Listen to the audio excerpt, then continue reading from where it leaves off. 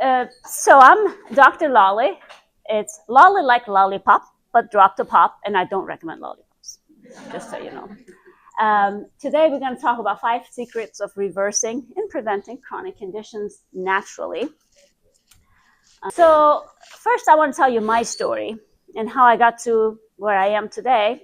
This is me at about 10 years old, and that's my dad, who was God and heaven and earth and everything to me, and the only real parent in my life. So my life came crashing down when he was diagnosed with advanced stage cancer, and he died on my 15th birthday. He was only 49. So that is the day I became obsessed with cancer, and I had to do something about it. I was born in Iran, and it was during the Islamic war and revolution and all of that, so I had to flee the country. 3 countries and 3 continents later, I ended up in the United States. 20 years after that, I got my PhD in molecular biology of cancer. Mission accomplished? Well, not quite. So I have a bachelor's degree in genetics and food biochemistry. I have a PhD in molecular biology of cancer from Dartmouth Medical School. How many of you know Dartmouth Medical School when it was called Dartmouth Medical School, right? Geisel. I have a postdoctoral fellowship in genetic disorders, mostly focused on pulmonary disease and cystic fibrosis, especially. And then I worked as a clinical research scientist in immunotherapy at the Cancer Center, then moved on into project manager at the Dartmouth Institute for Health Policy and Clinical Practice. And today I'm a nutritional healing doctor. And no, you cannot go to school to get that degree. That's just a name that describes what I do. So why nutritional healing doctor? Through years of research, I was a cancer researcher, obviously, and what I learned was utterly disturbing to some point. One was most cancer patients die not of their cancer, but of toxic therapy and organ failure.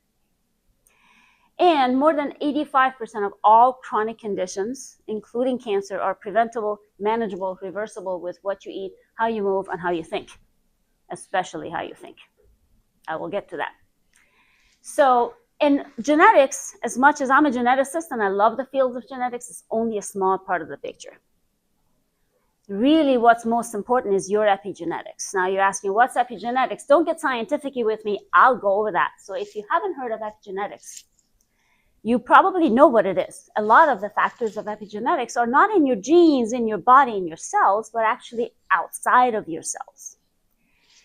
So things like nutrition, what you eat, things like stress, things like how you sleep, how you move your body, your social connections, who you hang out with, and smoking and alcohol, for example.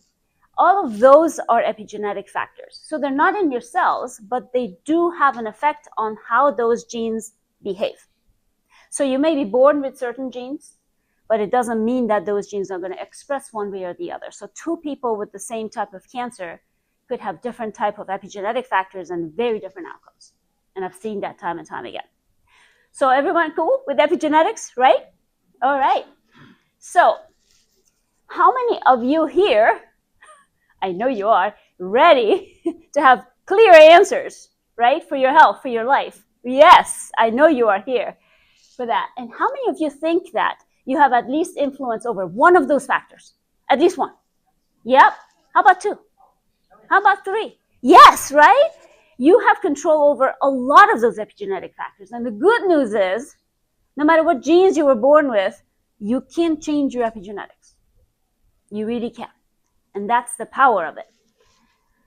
So today I'm going to tell you 5 secrets. They're really not secrets. It's just making them more clear so you know what they are and how you can utilize them. By the way, you don't have to take notes. Be present, because I'll share all of these notes with you, all the slides. So it'll come to you. All of it will be handouts and slides, and you can have them. So don't worry about taking notes. Just be present. So clarity code, confident choices, deep DNA deep protocols, lifelong health confidence, and hope reset. And I will share stories with you about all of these things today. So clarity code really is understanding the why behind your symptoms. Until we understand the why, we can't really fix the problem, right?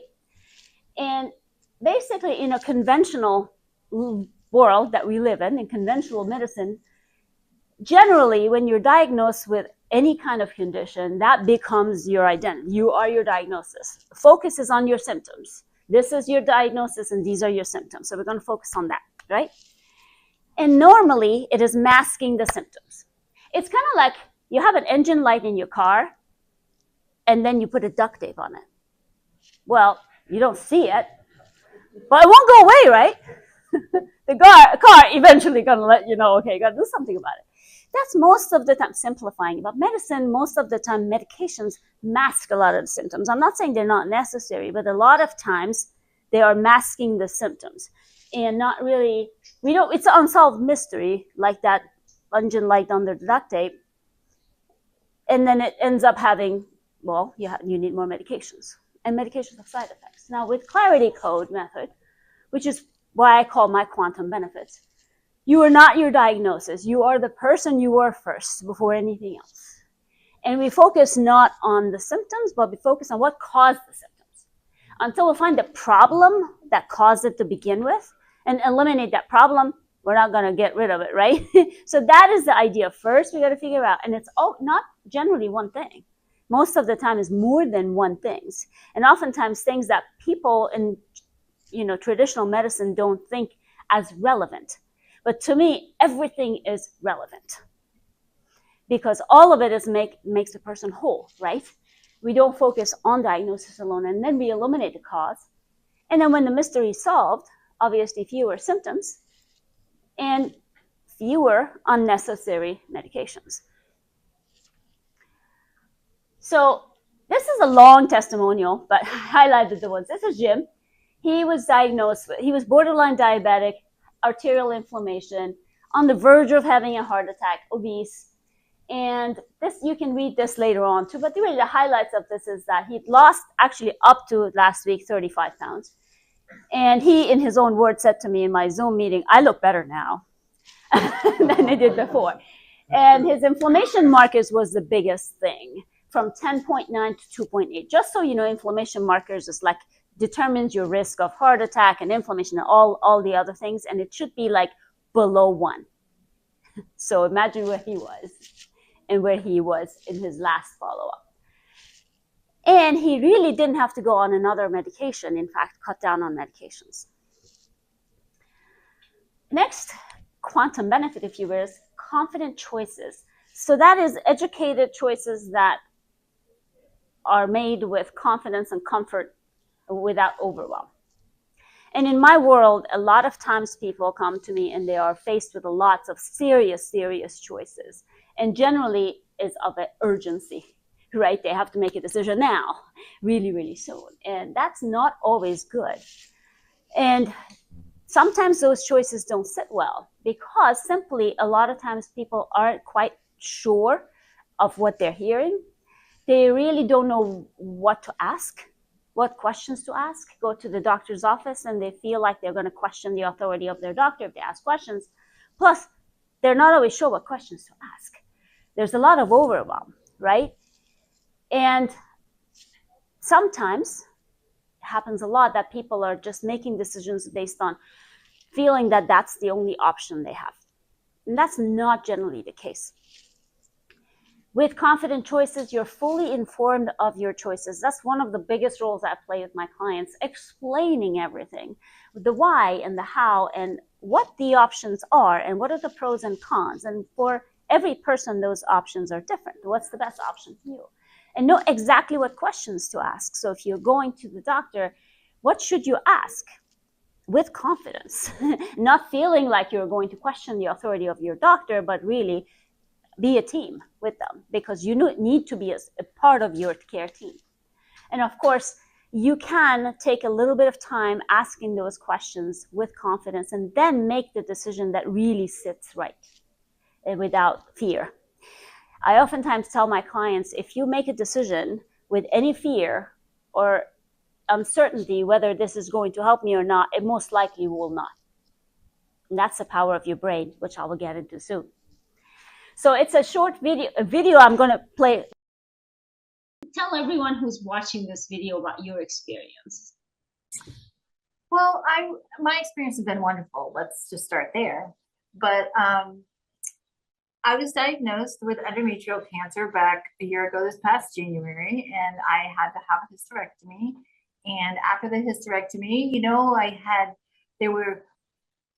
there were things that they wanted me to do, in the hospital, such as like chemo and possibly some radiation. And I just didn't want to think I had to go down that path. So I started reaching out, getting different opinions. I mean, I even went to Boston. But then I found you, and it felt so right to me to do this, try to heal my body with good nutrition. And yeah, so that was, I think I started last May, I want to say. Yeah, yes, yeah. And honestly, it has been the best experience. Oh, I appreciate it so much. Yeah, it has been wonderful. You are so kind and caring and passionate about what you do. And it is very, like, it radiates off of you into me. And I just want to do all the right things to heal my body. And I have, like, I had a checkup in February of this year. It was like a 6-month, I think, because I went 3 months and then 6 months, and I'm doing great. I'm so glad. I'm so happy. And yeah, and I don't think I've ever felt this good in my whole life, honestly. Stop it there for the sake of time. Tell everyone. The next thing is DNA Deep protocol. So, how many of you are in this world? Oh, funny question. One, right? There's only one of you. One of each and every one of you. There will only be one of you ever in this world. And there never has been another one of you in this world. Am I right? Right. Yep. So you are unique. And why we like statistics to draw conclusions about scientific discoveries in medicine, those are important information we should use, but people are not statistics, and they should not be treated as such. Sounds funny coming from a scientist, but is the truth. And that is generally what we talked about in general medicine. We kind of work on statistics and rely on those pretty much to put people into buckets, right? So whatever condition, whatever diagnosis people have, they're put into those buckets. Generalized based on statistical data, which are helpful to draw conclusions, but in my mind, when it comes to people, you are not a statistic, and you should not be treated as one. And some of the stories will tell you that. Oftentimes outdated, they ignore what makes you, you. Because each and every one of you are unique. And because of that, it fails to provide long-lasting relief, if you will, or solution. Now, in DNA protocols, it's really data-driven nourishment, really working on what makes every person unique. Even two people with the same condition should not have the same protocol. I have 7 or 8 people with Parkinson's. Andy's sitting right there, back there in my Parkinson's group. Not a single one of the programs are even remotely similar to the other. They're similar guidelines, but because every single one is different. And it comes with research that supports that. And of course, the plan is based on your labs, your genes, as well as your epigenetics. And food becomes obviously your most powerful medicine. This is another long video, but I only play it. As a backstory, I've had Crohn's for 35 years. Mm-hmm. And I've had an operation. I've been in the hospital more times than I can remember. I've had specialist doctors for 35 years. And not one medical professional ever said to me that there's a connection between food and my Crohn's. Not once. It's all medicine, surgery, and the like. And the way I came to you was a wonderful chiropractor who takes kind of a holistic approach. He and I were talking, and he said, I know this person who specializes in helping people with stomach issues, God forbid, cancer, and you should check her out. And I'm a trial attorney. I'm very skeptical, as you know. And I was like, really? Like, after 35 years, food? Like, somebody's going to tell me food is going to make me better? So he referred me to you. We met. You did that questionnaire with me first, which was very detailed and very interesting to see all the things that you looked at that I could have cared less about, but you looked at them.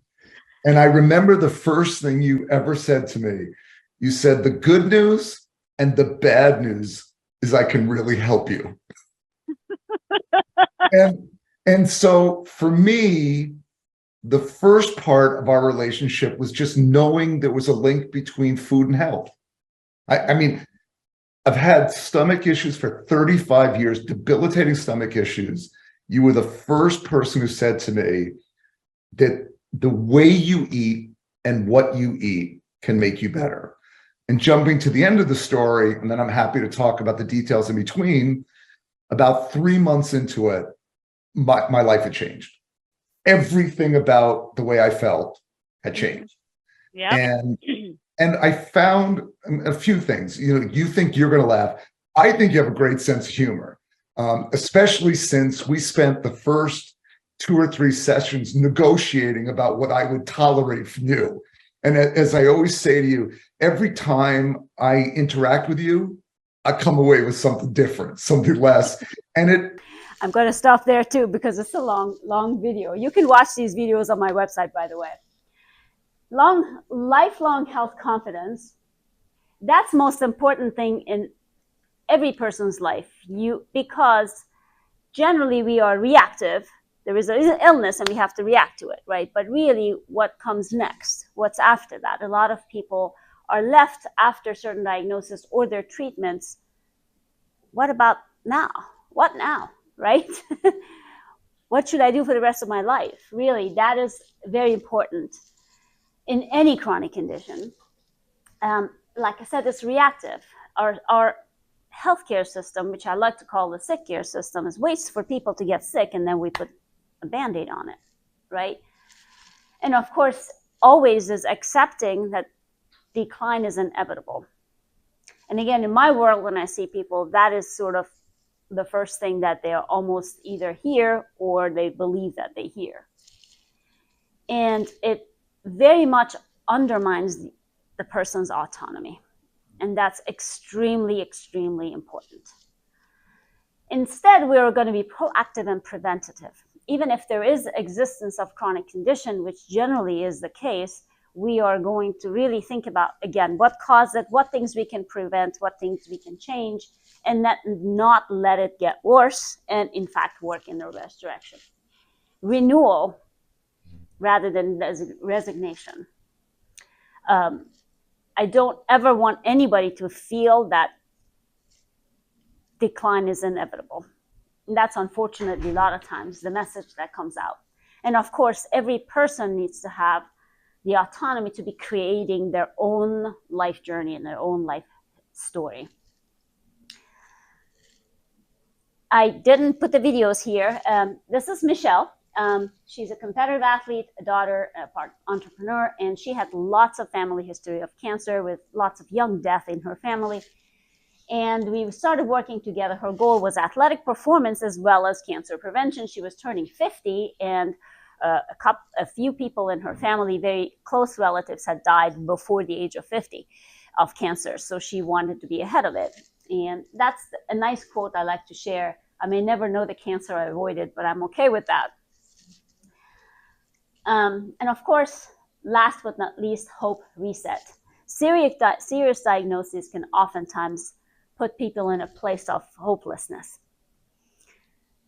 And that's not always by choice, but oftentimes by default, right? So prognosis-driven care, it basically, again, is statistics-driven. People are told, based on statistics, there's so many years someone has to live, or this is what you are looking forward to. And again, decline is inevitable. And of course, make the possibilities very limited. But in this quantum benefit hope reset, again, I don't ever believe anyone is a statistic or should be treated as one. You are not a statistic. The disease doesn't define you. And of course, healing is very much a viable outcome, very much possible. And we nurture resilience and hope and courage rather than hopelessness. And of course, giving into that. Heidi was given 3 months to live. When she came to me, she was 52. And they had told her to go get your affairs in order. You had 3 months. She had a very, very rare type of cancer. We started working together 6 months after that. Note the time. She went to the doctor and all of her cancer markers came negative, to the point that the oncologist, who I, by the way, knew, said, unfortunately, there is no cancer in your body, so we can't put you on a clinical trial, end quote. I apologized to Gail on her behalf. I actually went to meet her and I said, forget about that email. She was not thinking what she was saying. She was just thinking, I need someone for a clinical trial who has cancer. You don't have cancer, therefore, unfortunately, right? Well, Gail talked about her experience. So I changed my nutrition and lifestyle, and everything, by the way, was meditation, it was exercise, all of that. And the oncologist continued to say, it has nothing to do with that. So what's your explanation? I don't know, but it has nothing to do with that. Gail lived 8 years after that. And she died of an infection in the hospital. In her own words, she said, when I was given 3 months to live, Laleh gave me my life back. The reality is I did not give her her life back. I put her in a driver's seat. I gave her the GPS or a map. And she literally took control. She decided, I'm not going to live my life. I'm not going to live my cancer. I'm going to live my life. And she did all kinds of activities for fundraiser for cancer and everything. Steve, now remember Heidi in the video? Steve is Heidi's husband. Again, long testimonial, but 10 years ago, I was diagnosed with Parkinson's. 10 months ago, my Parkinson's took a turn for the worse, forcing me to get done with the job I had been doing for 40 years. In well drilling business, I was experiencing memory loss, frozen feet, hallucinations, sleepiness all day long, and I was no longer able to drive. Since January of 2025, I've lost 65 pounds, got my memory back, don't have hallucinations, and my frozen feet are a thing of the past. Andy, this is the person you were talking about in the video, right? And you met Steve. I've been able to get off 4 different prescription medications. I'm working on 2. Actually, he's on 1. The only one is his Parkinson's medication. Every other medication has been off. And he wishes that someone told him 10 years ago that you could eat to defeat Parkinson's. I actually have a series of eat to defeat disease. One of them is Parkinson's. And this is Steve before. And this is him after. This picture on the right is the beginning of this year, springtime, when he started mowing. And that's him before. And that's him after visiting his drilling business company that he no longer works there. And this is the reason I started on Parkinson's. This is a very personal story to me. And I'm going to let you listen to this for a couple of minutes. I went to see Dr. Mary Feldman at the Dartmouth-Hitchcock Medical Center August 11th, as you've already noted. At 8:30 that morning, she looked across the desk at me and said, "You have Parkinson's disease."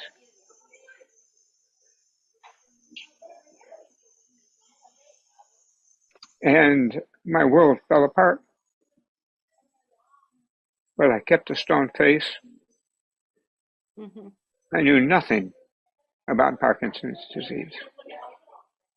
I didn't know if there was a mortality factor. I didn't know how much longer I would have to live, whether I would see my grandchildren who were not yet born. There was just a million questions. Tell us what's the most valuable lesson you learned while working with Carlin and I. Well, that's easy. Consistency. You kept hammering at me that I could not take a vacation. Mm-hmm. You told me Parkinson's doesn't take a day off, so neither can I. And I've got to fight this fight every day of my life. Mm-hmm. That's a great lesson. That's awesome. And if you were to give us an important advice, everybody, based on your experience, what would it be? Well, I guess my important advice has 4 parts. Follow Laleh's guidance on these 4 elements, and you will have a much more healthy, successful life. Those elements are sleep, nutrition, exercise, and hydration. Well said. Absolutely. Yep. So John and I were friends. We used to bike together. And we actually met when I was biking, and I'm bike alone normally. And he was behind me. He was chasing me for what tend to be like 12 or 13 miles, and finally caught up with me. And we said hi and, everything. And I like to ride alone. And the next week, he showed up in my spinning class, front row. And I'm like, oh, there's that guy. And he said, I was trying to catch up with this woman for over an hour. And I was out of breath and finally caught up with her. Anyway, we became friends. When he was diagnosed with Parkinson's, I was devastated because he couldn't stand on his bike, even just to balance. And this is a person who used to ride with me all the time. And 2 weeks into starting his program, his neurologist, Dr. Feldman, wrote me an email and said, I don't know what you did to my patient. And I'm like, oh my gosh, I'm in trouble. I don't care. It works. Can I send you more patients? And she did. She's one of very few doctors who said, I don't care what you're doing. It's working. Even if it's placebo, it's working. And John, after that, 2 or 3 weeks after that, he was able to ride 4 miles. And then that summer, he rode across the country to raise funds for Parkinson's research, 450 miles, mind you. So the brain puzzle came to my world because a dear friend was diagnosed with Parkinson's. I had learned about Parkinson's in graduate school and in college, was a genetics major, but really didn't have a personal exposure until later I realized that when I was young, my grandmother had Parkinson's. They didn't know what to call it then. I remember her symptoms. And so I became really interested in it, especially watching John going from not being able to balance at all, 3 weeks later, 4 miles, and then doing what he did. And I became very interested in it because it's one of the most responsive conditions to food. And it never fails to amaze me, every single time. It's incredible. Of course, if there's an explosion of all neurodegenerative diseases, that was curious to me. What I had learned in college was in older age, people get cancer, chronic conditions, Parkinson's, but I kept seeing younger and younger people. John was diagnosed when he was almost 60.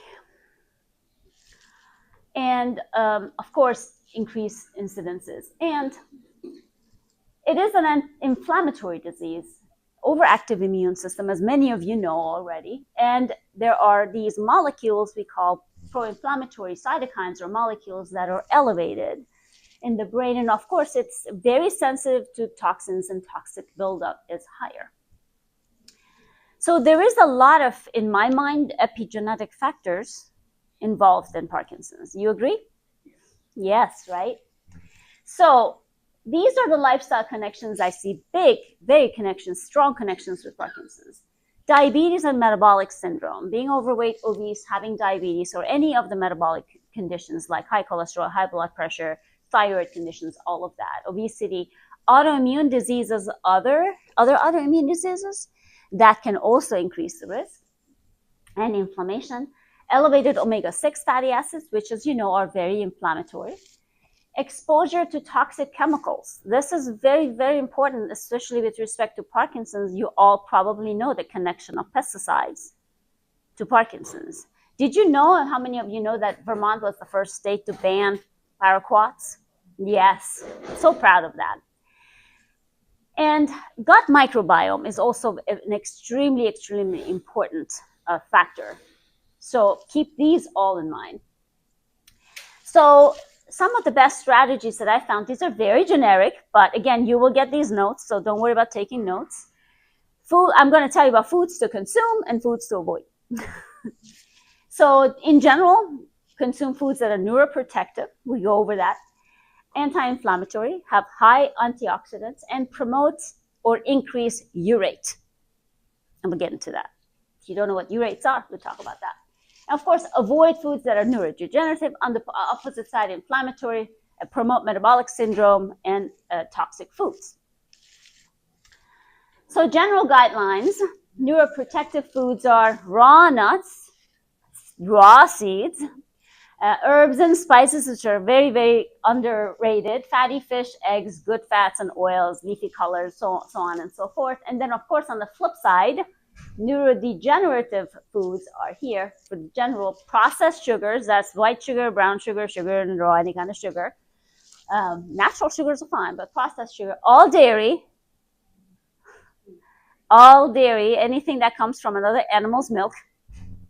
We don't have time to get into that, but I do have a video for it if you want to watch. All grains, not just gluten, especially gluten-free. So no more popcorns, Andy. Cereals that are made from those, packaged foods, pastries, and breads that are made with grains.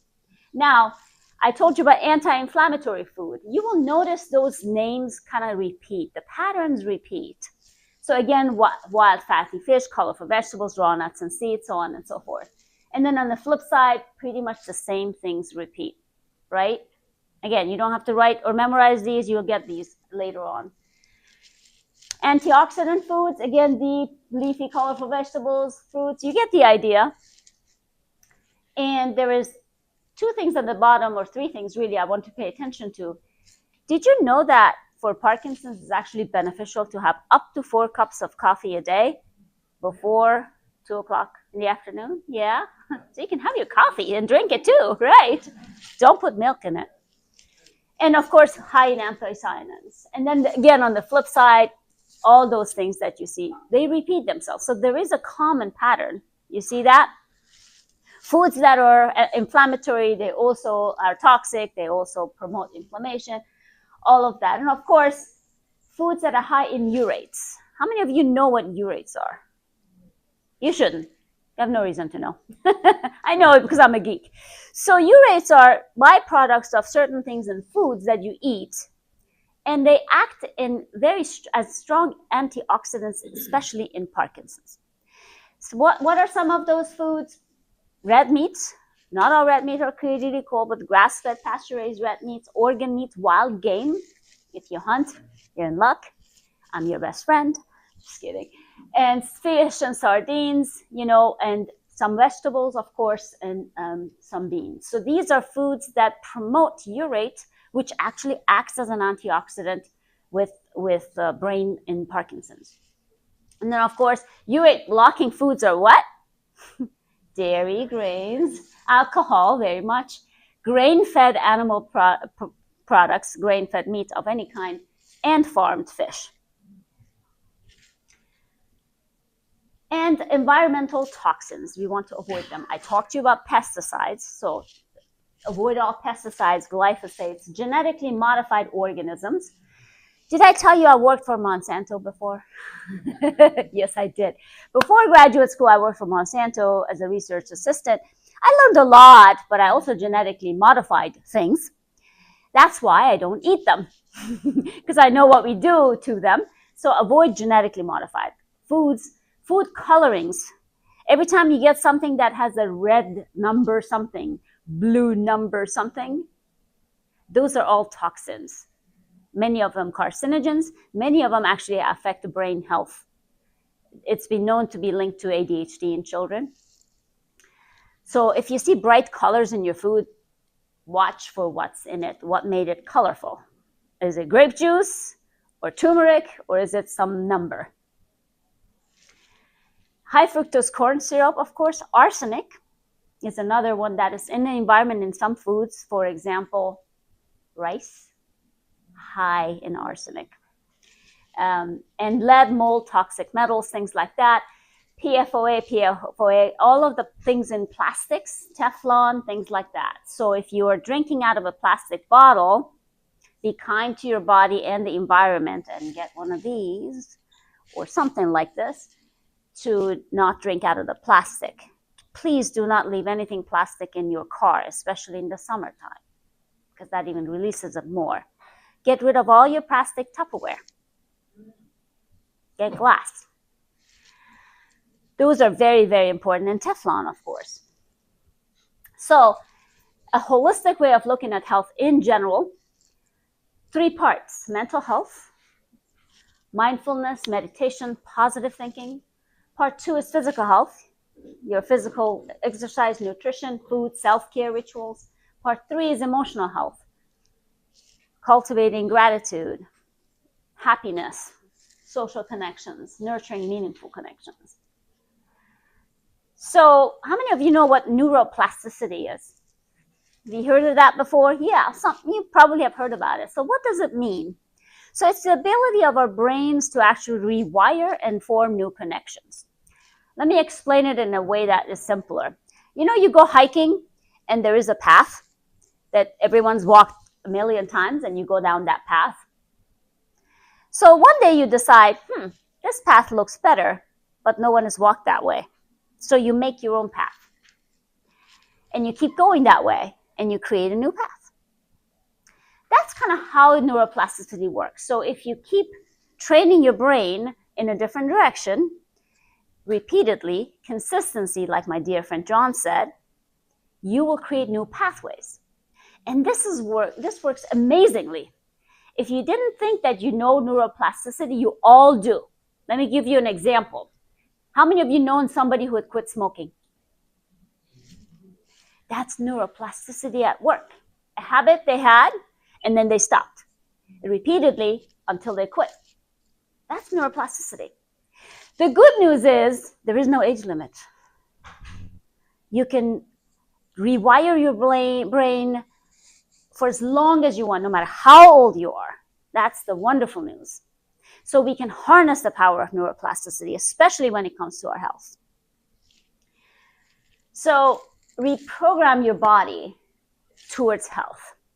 And you can read these, obviously, positive movement, brain for resilience, mindfulness. But if you focus on disease, you will attract it. You will think about it. That's all you think about.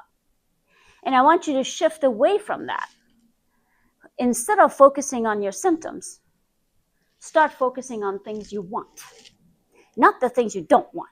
You don't want your symptoms, right? I don't think anybody wants to have those symptoms.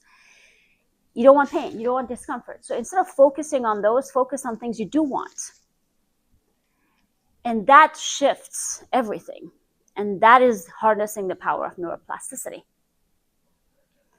Instead of focusing on frozen feet, like Andy was saying, that's what I did with Steve.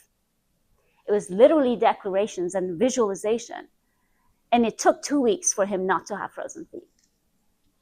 Because what he was doing was he was focusing on his frozen feet all the time. And it was fear of falling. And of course, his feet froze and he would fall. Instead of focusing on it, we said, do you want to have frozen feet? No. Why do you focus on it? Right? Focus on your destination. Where do you want to be? Instead of, how am I going to get there? Right? So that's the power of neuroplasticity. Number 2 is, of course, prioritize your physical health. I already talked to you about nutrition, obviously. Exercise, very important in slowing any disease progression, but really specific types of exercise for Parkinson's. You all know about the boxing, right? How many of you do that? Wonderful, that's awesome. Strength training, forced, what John used to call it, forced exercise or intensity. Obviously, it boosts cognitive function for all of us, enhances quality of life, and supports independence, and very, very much protects your brain health. So physical activity is important. And of course, part 3 is embracing your health. Like I just said, focus on your health. When you focus on disease, you attract disease. When you focus on health, you attract health. So focus on what you want, not on what you don't want. And of course, nurture positive connections. If you're around people who drag you down, you don't need them. Let me be blunt with you. If somebody constantly brings you down, you're around them, you feel like your energy is going down, you feel bad, you feel negative, because you know what? Time to distance yourself. You don't need that. When you're around people who lift you up, they're always happy and jolly, and you just feel good being around them, surround yourself with more of those, because that matters to your health. And here's George's story. Andy knows George through Zoom. And he said a lot, obviously, here too, but really the strongest evidence came from his blood work 5 months after we began the program. And he's doing phenomenally. And he just actually finished his complete program with Parkinson's. He's doing great. And this is actually the picture he sent me just a couple days ago. It's a event that he really likes to support. It's raising money, funds for Parkinson's. And of course, that's George, the second one from the right, with the blue shirt from the right. I want you to watch this.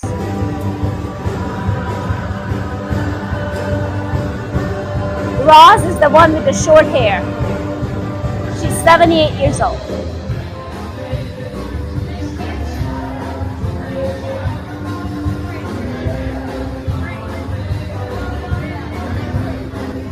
That's her sister.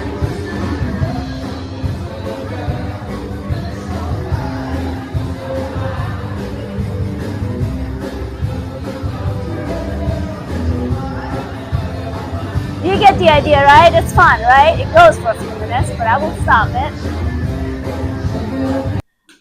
So here are my questions for you. What would your life be like if you really thought about some of the things I told you today?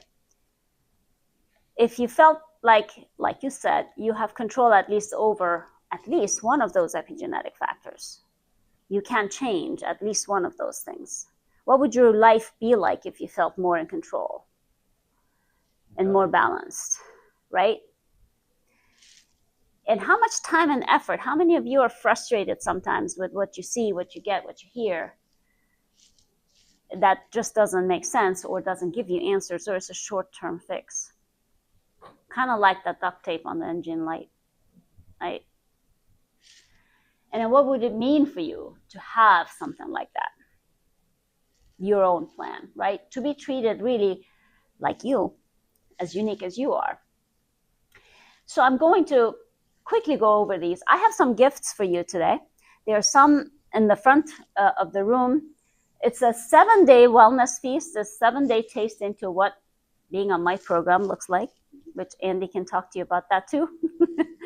And you can basically take that and down. There's a QR code, download it, and it's yours. Try it for 7 days.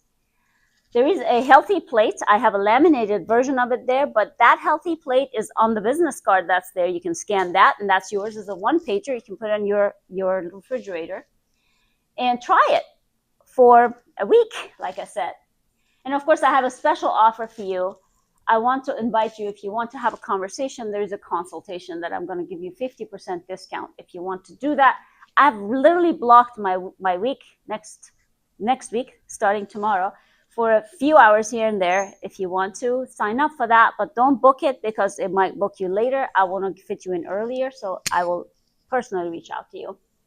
And you use the promo code CONSULT50. It's also there if you want to look at that. And this is something new. We have a Parkinson's Power Hour, and that's exclusive to my Parkinson's clients and their spouses or caregivers or whoever wants to be there. And I told you it's my biggest group. I have another group for all of my other clients, but I have one specifically for Parkinson's. Andy can tell you about that. And I want to invite you to visit. It's really for my clients, but we invite people to visit one time just to see what it's about. Zoom, because I have clients in Florida, here in Maine, Massachusetts, everywhere. So it's all Zoom. We meet every second Wednesday of the month, 2 to 3. If you want, take my card, email me, and I'll send you an invite, and you can visit and see what it's about. There's one rule. we won't talk about pains and symptoms. We talk about all the things we want, and we take action. I have speakers oftentimes who come and talk about different healing modalities. I've had many people come and speak, not just me, so you don't get stuck with me. And I have these for you also there, and I want you to say these, read them with me. I embrace this phase with strength and ease. My body and mind are renewing every day. I am in control of my health and vitality. My brain adapts and thrives with each new challenge. Each breath I take calms my body and clears away discomfort and stress. I welcome positive change and release any symptoms or beliefs that no longer serve me. My energy flows freely, and I move through life with confidence and joy. Yes, you guys are awesome. Wonderful. I have these printed out for you. You can do them individually. You can pick your favorite. You can make your own. But these declarations are very important. And I made custom declarations for Steve, who you saw, to get over his frozen feet and fear of being stuck in the bathroom. That was another thing. And literally we worked with these. The power of your brain is incredible. So harness that power of neuroplasticity and really repeat these things or make your own every single day. And you won't regret it. I'm going to finish here with this. This is John, my friend. John passed away in November. I'm sorry. Not because of his Parkinson's, because he was encouraged to go into an assisted living. And he lost his independence. He lost his autonomy. And he couldn't eat the way he wanted to eat. He couldn't exercise the way he wanted to. I apologize. This brings tears to my eyes every time.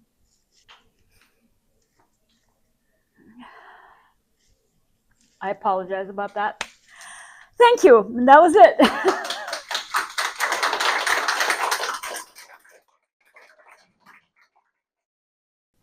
We have a few minutes left if you have any questions you'd like to ask. I have a question. Sure. Do you think statins are tied at all to Parkinson's with the reducing the cholesterol and cholesterol range? That's a fantastic question. There hasn't been clinical studies that show that, but there is a lot of connection between obviously many medications and brain and other things, right? That's why there are generally when you go on one prescription medication, you're bound to go on another prescription medication because it has side effects, right? And oftentimes those side effects give us clues about that. And I'm not talking about Parkinson's medication necessarily, because that is something obviously necessary, and maybe not everything, all of them together, but for each person, there is a right Parkinson's medication. But a lot of times things that are definitely preventable, such as high cholesterol or blood pressure, and you saw how many people said they got off medications, and I have many, many, many stories like that, is definitely, I don't believe that's the best solution for that. So when we can prevent it with lifestyle and nutrition, especially for each person, because statins are general, right? You have high cholesterol, you have several options. Nowadays, there is the GLP-1 analogs, right? How many of you know people who have gone on that? That's like the worst thing that's ever happened, right? I hope it goes off the market soon. Don't know about that, but you're right, because your brain needs some fats. We need cholesterol, let's put it that way, right? We need cholesterol to function. And so that is definitely a good point. In my mind, especially things that are definitely manageable, reversible, preventable with food that we can manage without medication, why not? Great question. Any other questions? Yes. So I get a big kick out of when you talk about coffee, because I love coffee. So that's why I like this diet.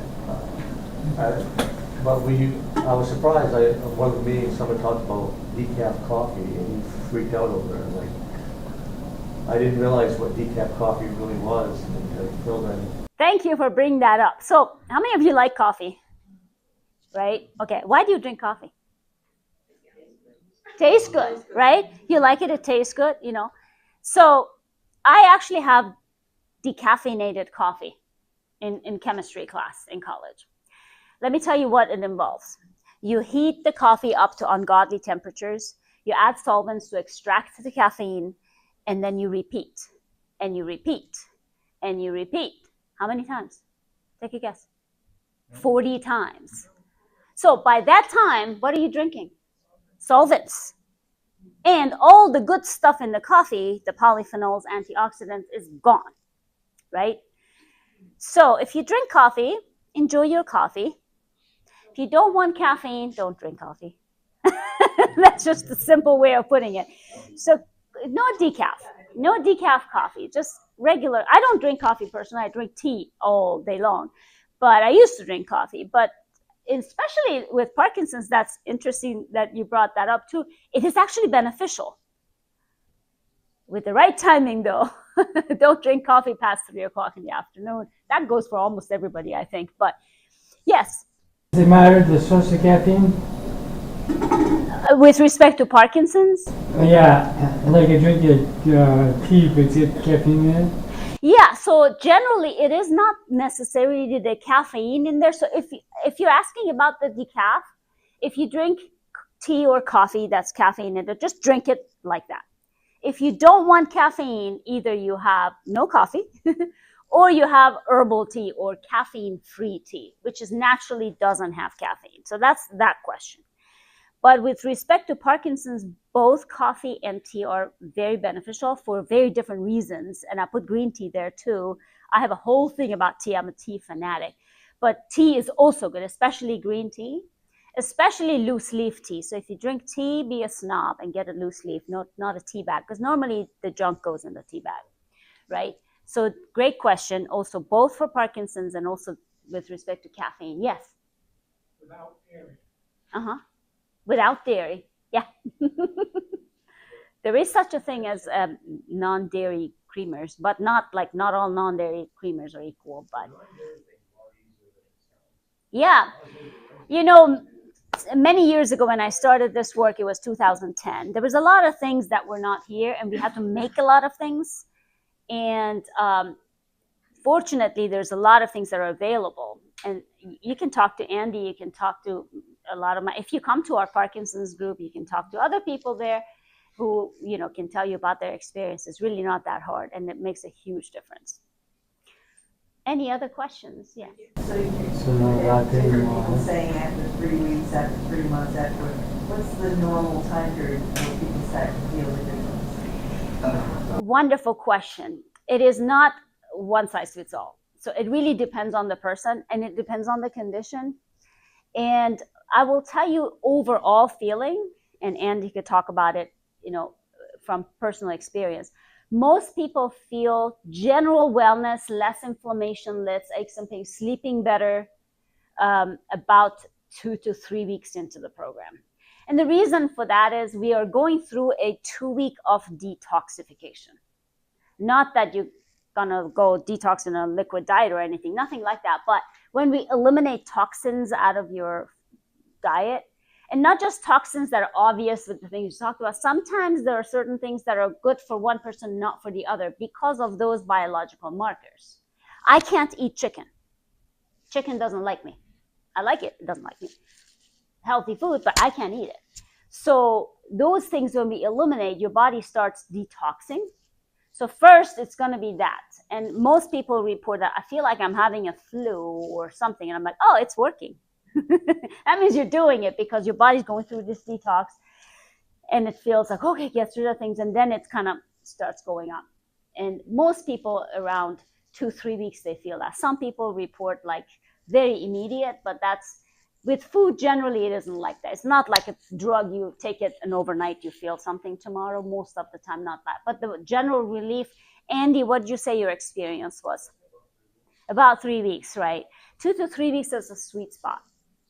And with certain things, a lot longer. Like Steve, the attorney you saw, like literally 3 weeks into it, he literally called me from the co-op in this grocery store. And he's like, first of all, I love your waffles. Two, I'm just feeling, I can't believe this, like 3 weeks into it. And he was my most skeptical client. I mean, he wanted to prove me wrong because he's a litigation attorney and he had to be right, but I was right. Yes. What are chickens fed that you buy in the supermarket? Generally, you want, well, I don't buy my chickens, I don't buy chicken, but I don't do turkey. But what I recommend is a farm where you trust them, a trusted farm, and they're pasture raised. So there is tricks that the food manufacturing companies play on you, like Hannaford, right? There's Hannaford in Maine, right? So you go to Hannaford and there's a natural chicken. It says Nature's Promise, free from. You've seen that? Yeah. Free from what? Free from what? Doesn't say free from what. Bad English. And English is not my first language, but I know that's bad English.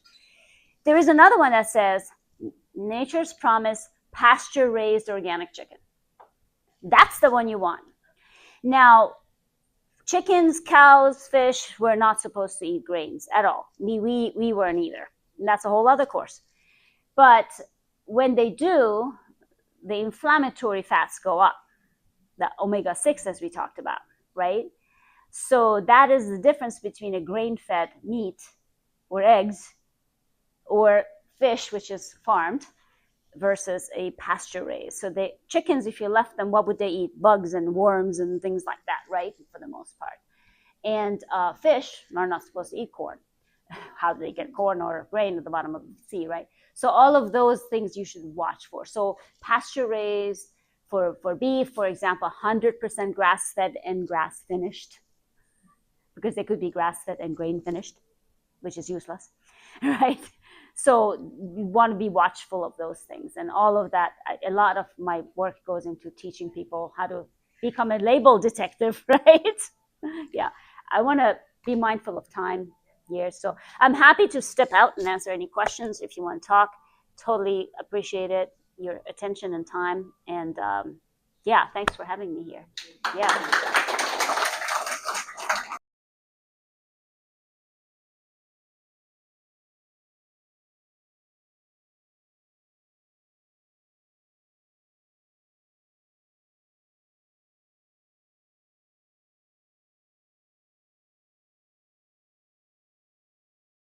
That's a fantastic question. There hasn't been clinical studies that show that, but there is a lot of connection between obviously many medications in the brain and other things, right? That's why there are generally when you go on one prescription medication,